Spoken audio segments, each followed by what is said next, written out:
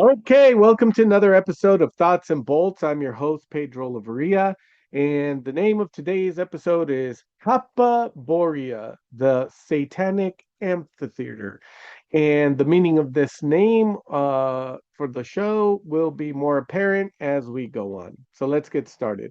What I really want to do is I want to go and expand on certain insights Giorgiani gave us in the last chapter with regards to the amphitheater, the Greek tragedy, and how that molded the Greek mind.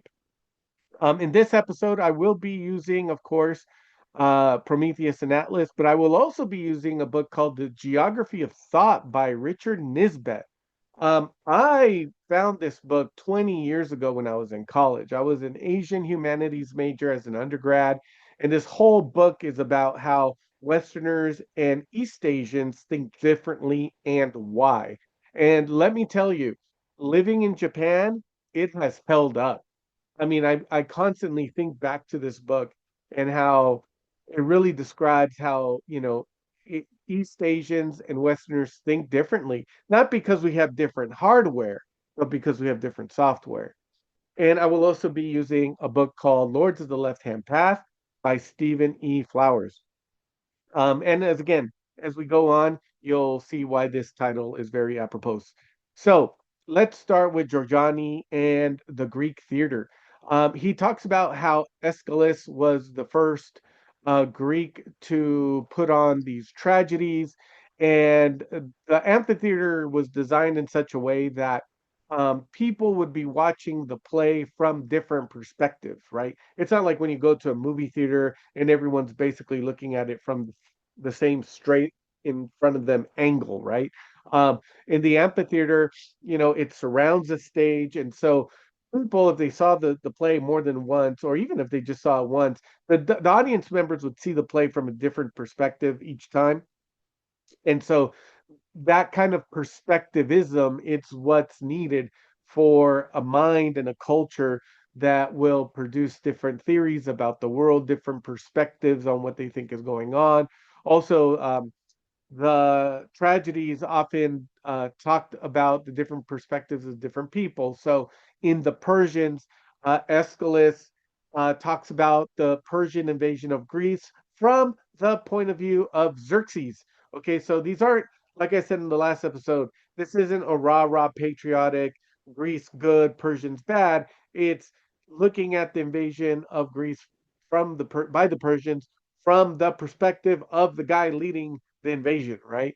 So again, you have a different spatial geometric perspective in the amphitheater vis-a-vis watching the play, but also the plays themselves deal with different psychological perspectives of the characters that may not be, intuitive to the audience.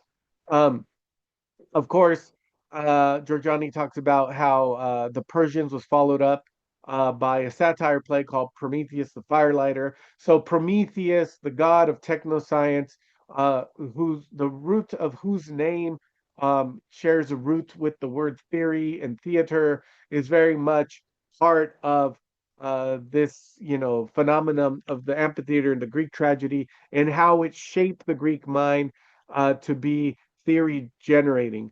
And it's important to remember that, the Greeks are the cultura madre of the West, right? Just as the Olmecs are the cultura madre of Mesoamerica, right? What they did laid the groundwork for later unrelated cultures like the Maya and the Aztecs, who though they had different spoke languages from different language families, ultimately all drew from the Olmec beginning. Same thing in the West. It doesn't matter if you're Finnish, Canadian, Argentine, Portuguese, Italian, British, German. We're all imbibing the waters of the Greeks, right? We are all, in a sense, spiritually Greek, whether we know it or not. And in the same way, East Asians, the Koreans, the Chinese, the Taiwanese, the Japanese, the Vietnamese are, in some sense, you could say psychologically Han. The Han are to East Asia, what the Greeks are to the West. Now, keep in mind, these cultures are all very different, right? Greece today is very different from Finland, let's say, or uh, Portugal is very different from Russia, right? But they all these cultures draw ultimately from the foundation of the ancient Greeks. Now, this is where we get into Nisbet. So we just went through Giorgiani review the last episode. Now we'll get into Nisbet. Nisbet talks about how, you know, this is so great. This is why I love Prometheus and Atlas, because if you read a lot of nonfiction, you can make connections with the book and expand. I mean, there's just so many strings you can pull from Prometheus and Atlas that'll take you on other journeys. So just as this perspectivism, the psychological perspectivism of the tragedy, and also the physical perspectivism of, the amphitheater causing the audience to see the same play from different spatial perspectives, influenced the Greek mind and laid the foundations for their ability to have theories, or i.e., different models, different perspectives of the world.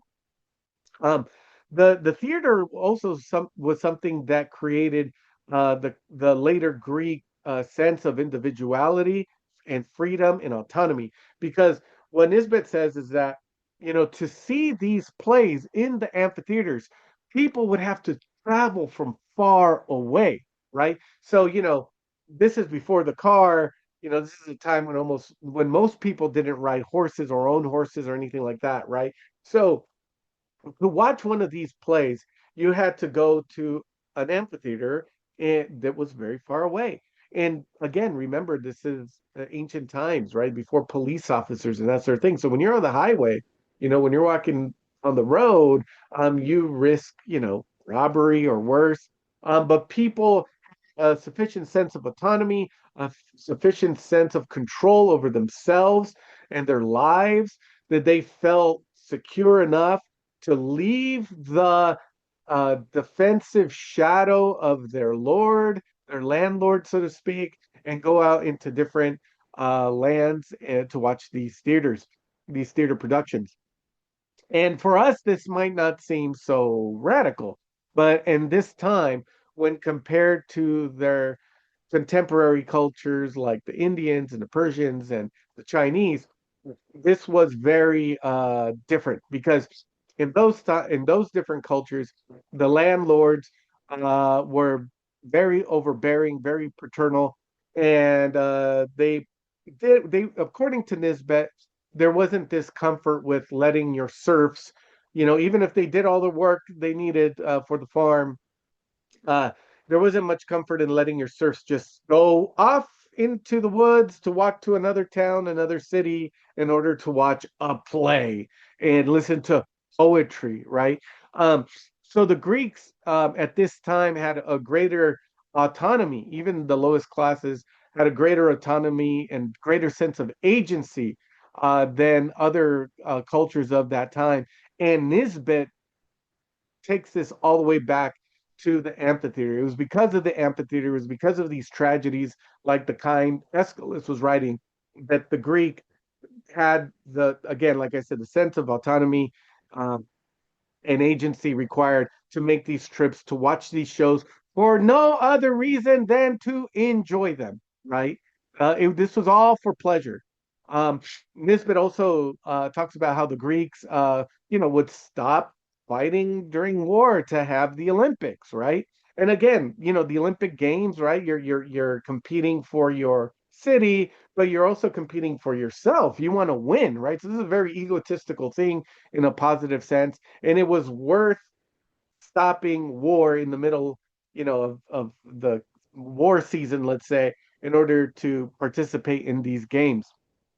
Um, so for the Greeks, the key concept of happiness, according to Nisbet, involved freely exercising their abilities to achieve excellence through without external restrictions. So we, especially Americans, have this idea that we're the freedom people, that we both don't bend the knee, right? But we actually owe this to the Greeks, and it should be no surprise when you look at Washington D.C., what's the aesthetic for the architecture or monumental architecture?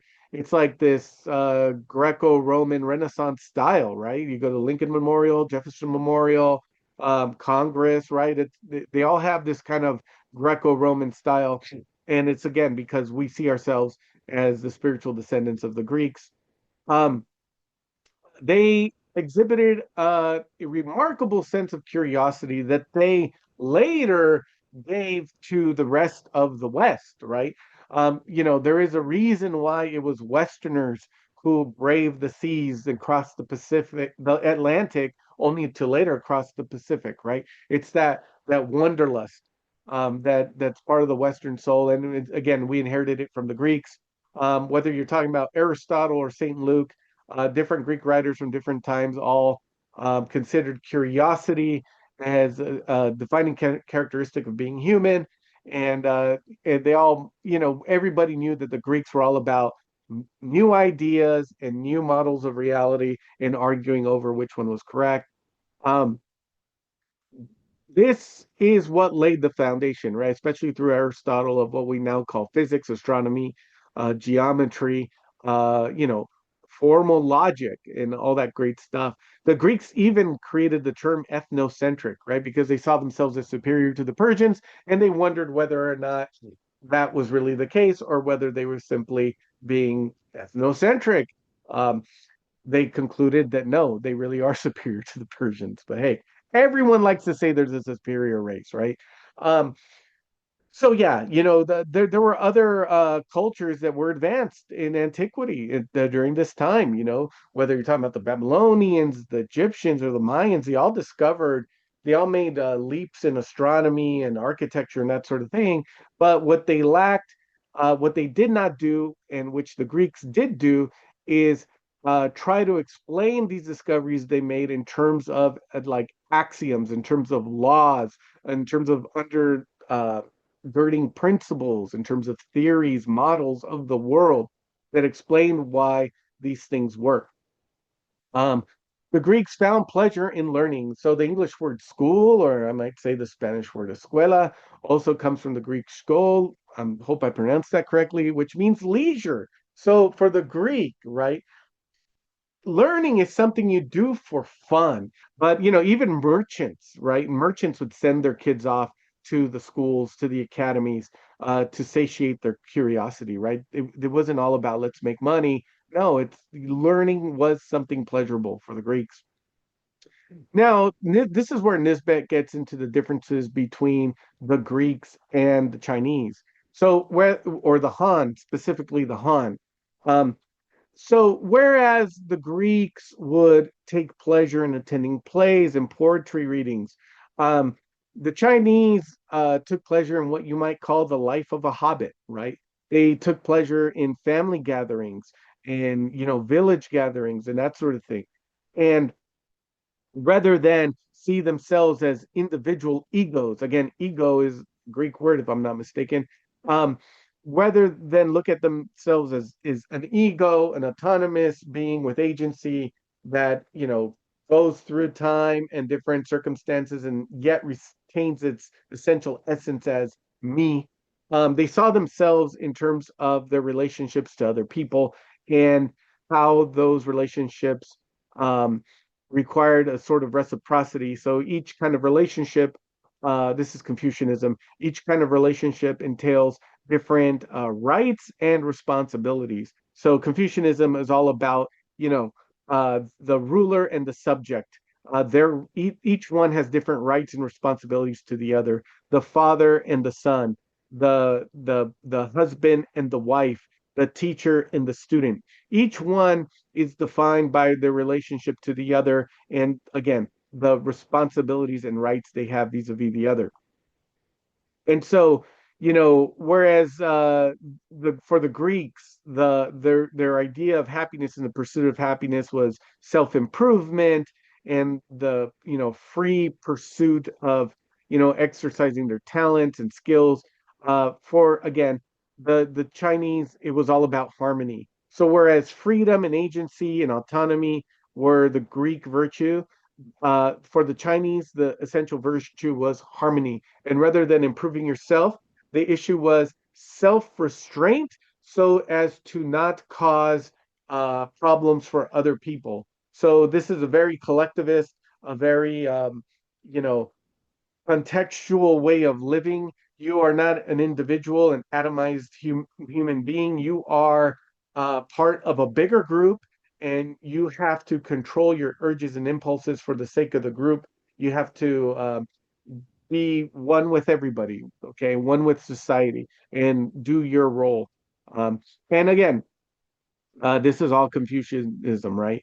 And this is and this you know, this kind of living creates a sense of security, right? Because again, individuality, for all its greatness and freedom and all that sort of thing, requires a radical responsibility and vulnerability, right? But if you're part of a bigger group, right, there's some safety there, there's some security there. So yeah, you give up some individual rights as we understand them in the West, but you gain the rights of the group as a whole. So your individual rights are actually portion of the rights of the whole, right? So that's kind of the Chinese mentality, um, at least the classical Chinese, the Han.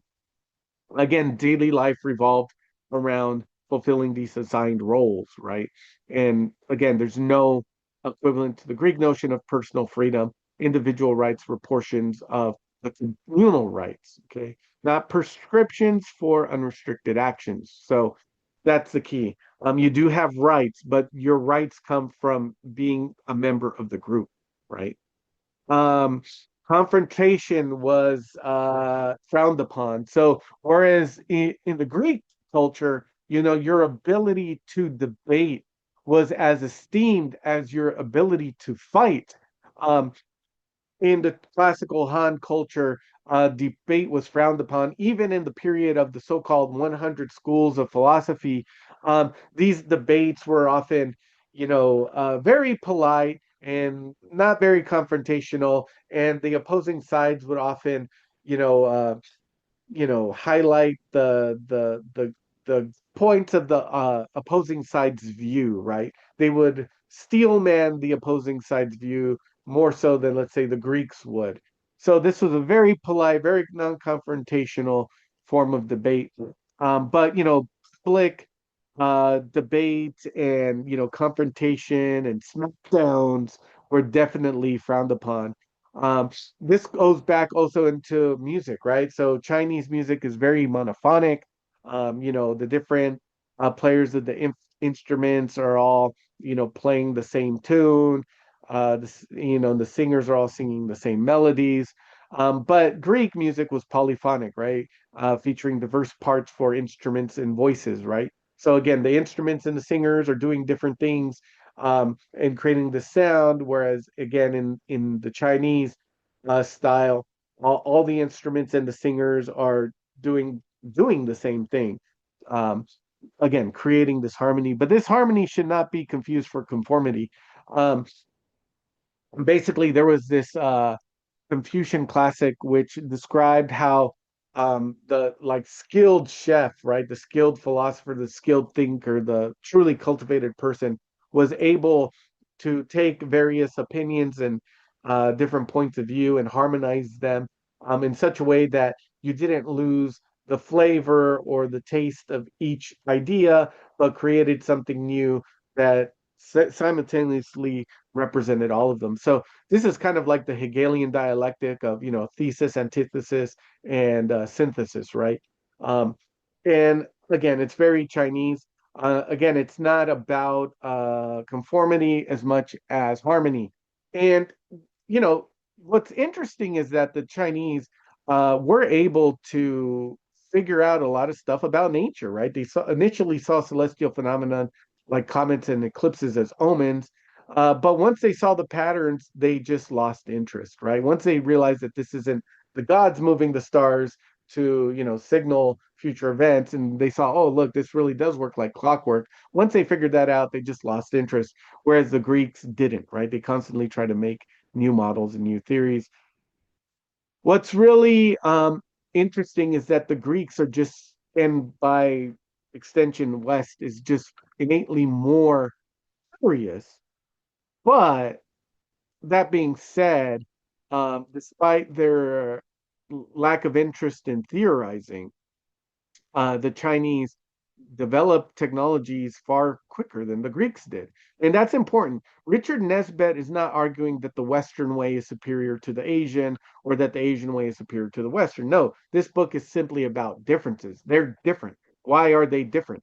Right. And so, because the Chinese weren't so obsessed with theory, because they didn't, like the Greeks have, let's say, a positivistic theory of truth, and you have different theories. Which one is the right one?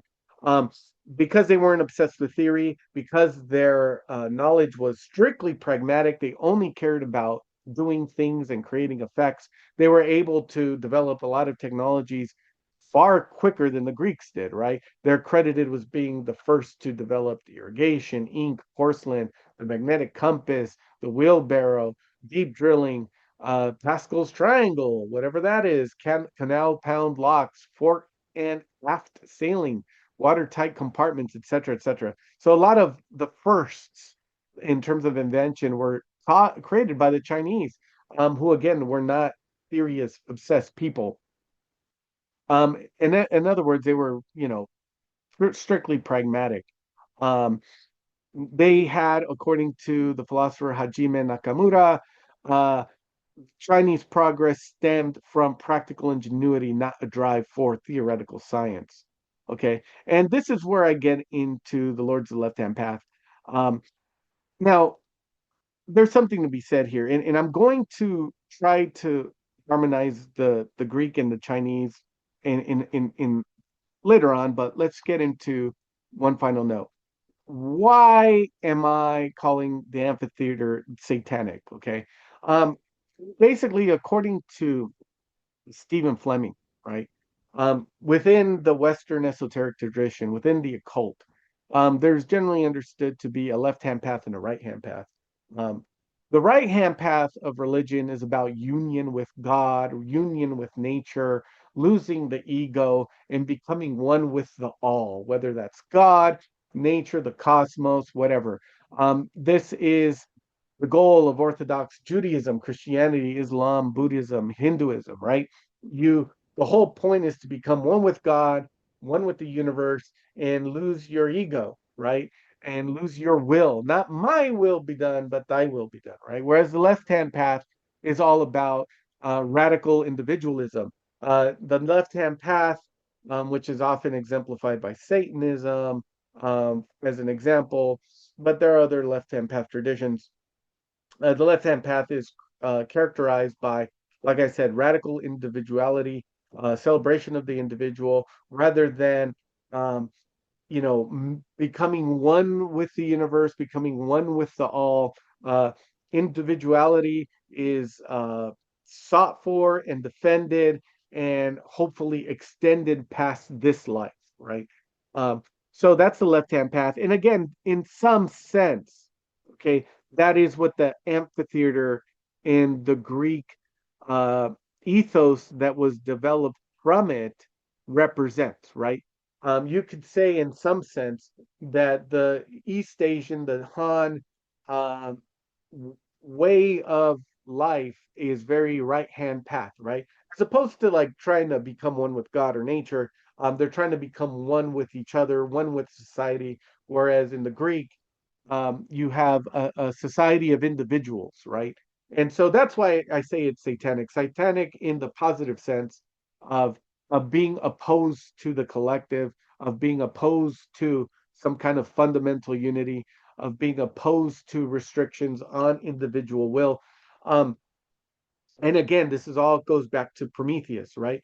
You have this aesthetic idea of theorization, the aesthetic idea of the trickster, the aesthetic idea of technoscience being represented in the Greek culture by Prometheus, in the Hebrew culture by Satan, and in the Egyptian culture by Set. And in some sense, given the Promethean connection to the amphitheater, given that the first writer of tragedies was Aeschylus, and he wrote the Promethea, this three-part series on Prometheus. Um, you can see how the amphitheater is Promethean in that it created the culture of the amphitheater, created the psychological foundation needed for theorization, but it also created the social um, foundations required for radical individuality, right? The social foundations for individualism by creating a culture in which people had to leave their village, right? Leave their family temporarily to meet in this amphitheater and participate and enjoy this art from different perspectives, right? So you have the individuality of the individual perspectives watching the play from different places, but then you also have the individuality of leaving your context, your family, your village, and coming to the amphitheater, meeting with other people as individuals, and enjoying the art. So, in that sense, the amphitheater is very much a satanic technology. It is very much a Promethean techne, which gave birth to theory and agency. Now, this is where I come to talk about hapaborea, right? So hapaborea is this new meme in the dissident right and right-wing Twitter, which celebrates the high-achieving mixed race white and Asian, such as Eileen Gu or the girl that won the figure skating gold medal recently. I forget her name because I didn't follow the Olympics this year. Sorry. But basically, you have this idea of the high achieving elite, half white, half Asian. And Hapaborea is this new kind of mythological homeland. It's a play on words of Hyperborea, Hyperborea being the mythological home of the Aryans in the North Pole, and so Hapaborea is this mythological home of this new kind of half white, half yellow race. It's kind of a joke, but I think there's something to this in the sense that um, we should not make the mistake of saying that the Greek way of being is superior to the Han way of being, or vice versa. We should not make the mistake of thinking that the East Asian way of life is inherently superior to the Western. Though I prefer the Western, if for no other reason than its insistence on individualism, even though that has been eroding, let's say, with the advent of communism and Nazism for that matter. Liberalism, in my view, is not just the quintessentially modern worldview, but it is also the quintessentially Western worldview, authentically Western, because liberalism with a capital L is about the state existing for the sake of the individual in securing his individual rights, as opposed to fascism, which says the state exists for the sake of the race, or communism, which says that the state exists for the sake of the workers. Now, how do we create Hyperborea? I would say by taking the best of Athens and Beijing, right? Even though Beijing is a rather recent capital. Um, by taking the best of the Greek and the Han. Okay, so the best of the Greek is that radical individualism, right? And you see these quotes by Giorgiani from his book Prometheism, right? And then the best of the Han, I think, is in that pragmatism, right? Um, that's why they were able to make technological advances faster than the Greeks, right? They didn't get bogged down on theory. They just wanted to do stuff, and so they did.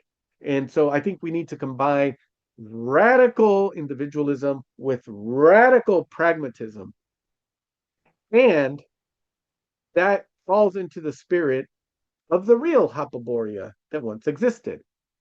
There was a Hyperborea? Yes.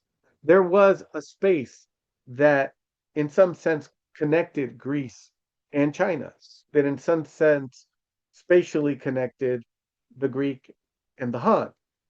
And that is the first Iranian Empire, the Achaemenid Empire, whose borders were close to what's now modern day Greece and modern day China, right? So, in some sense, the Achaemenid Empire, the first Iranian empire, was the real Hyperborea. And if we want to celebrate that in some sense, if we want to emulate that in some sense, then we need to make our own. at least philosophically. And I think that comes from a radical individualism and a radical pragmatism. These should be the two pillars of uh, an archaeo-futurist uh, uh, theory of politics, of art, of science, of religion, and everything else. Um, Radical individualism, radical pragmatism. And I think that Jason Reza Zorjani, who is of Iranian descent, um, would agree with that. And that is, in many ways, the essence of his teaching, his philosophy. So I hope you enjoyed this show. I hope the title makes sense for you now. I hope you enjoyed the art and the theory. Remember, consciousness is not classified. Be a hapaborean, be a radical individualist and a radical pragmatist, and you'll be able to do more for your society, and your family and your friends. Society big and small, by being radically individual and radically pragmatic, than by watching this show. And until next time, I say good night.